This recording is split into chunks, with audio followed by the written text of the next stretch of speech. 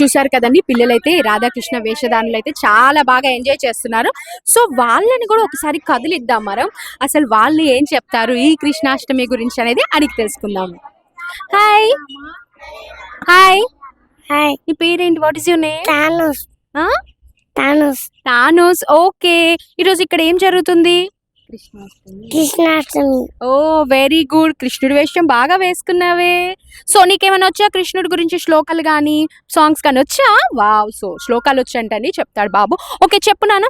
త్వమేవ మాతా చ పితా త్వమేవ త్వమేవ బంధు సఖా త్వమేవ త్వమేవ విద్య ద్రవిణం త్వమేవ త్వమేవ సర్వం మమ దేవదేవ.